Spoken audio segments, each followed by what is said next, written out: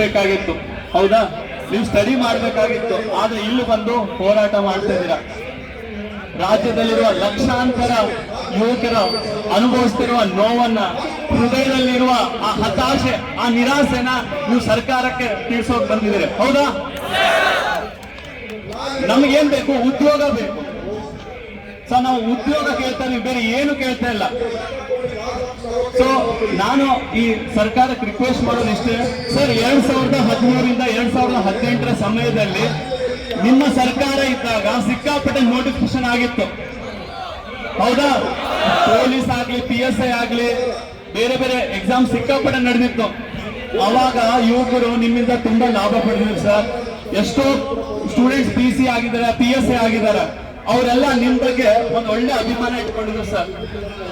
ಅವಾಗ ಅವ್ರೇನಾದ್ರು ಹಾಡು ಹೇಳಿದ್ರು ಯಾವ ರೀತಿ ಹಾಡು ಹೇಳ್ಬೋದಿತ್ತಂದ್ರೆ, ಆ ಕರ್ಣನಂತೆ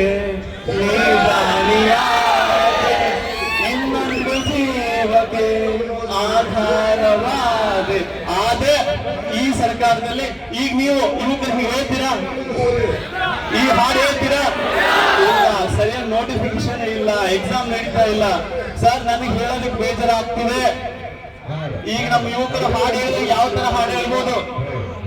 ನಿಮಗೆ ಮತ ಹಾಕಿರೋ ಈ ಯುವಕರು ಯಾವ ರೀತಿ ಹಾಡು ಹೇಳ್ಬೋದು? ನೀನೇ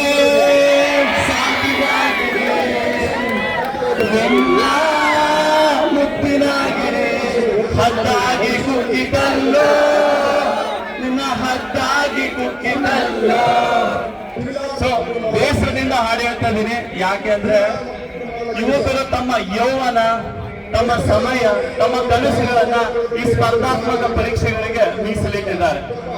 ಈ ಸ್ಪರ್ಧಾತ್ಮಕ ಪರೀಕ್ಷೆ ಬರೆಯೋರು ಎಲ್ಲರೂ ಶ್ರೀಮಂತರ ಮಕ್ಕಳಲ್ಲ. ಸುಮಾರು 90% ಸ್ಟೂಡೆಂಟ್ಸ್ ಬಡ ಹಾಗೂ ಗ್ರಾಮೀಣ ವಿದ್ಯಾರ್ಥಿಗಳಿರ್ತಾರೆ.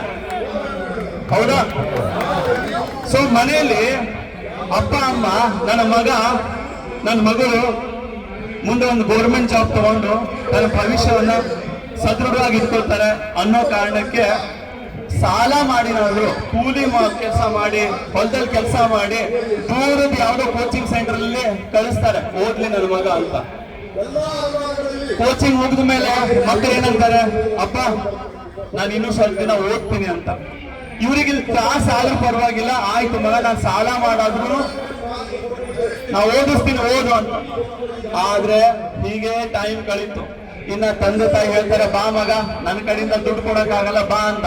ಅಷ್ಟೊತ್ತಿಗೆ ಇಲ್ಲಿ ಸರ್ಕಾರದ ಮಂತ್ರಿಗಳು ಏನಂತ ಹೇಳ್ತಾರೆ, ಇನ್ನು ಕೆಲವೇ ದಿನದಲ್ಲೇ PSI ಅದು ಇದು ಇಂತ ಸುಳ್ಳು ಆಶ್ವಾಸನೆ ಕೊಟ್ಟು ಇಲ್ಲಿ ಪಾಪ ತಂದೆ ತಾಯಿಗಳು ಹೊಲ ಮನೆ ಮಾರಿ ಬೀದಿಗೆ ಬರ್ತಾ ಇದ್ದಾರೆ.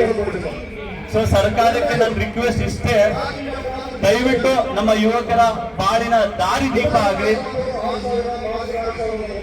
ಸೊ ಈ ವಿಳಂಬ ನೀತಿಯನ್ನ ಬಿಟ್ಟು ಶೀಘ್ರದಲ್ಲೇ ಒಳ ಮೀಸಲಾತಿಯನ್ನ ಜಾರಿ ಮಾಡಿ, ನೇಮಕಾತಿಯ ಪ್ರಕ್ರಿಯೆಯನ್ನ ಪ್ರಾರಂಭ ಮಾಡಿ, ಸರಿಯಾದ ಸಮಯಕ್ಕೆ ಪರೀಕ್ಷೆಯನ್ನು ನಡೆಸಿ. ಈಗ ಸರಿಯಾದ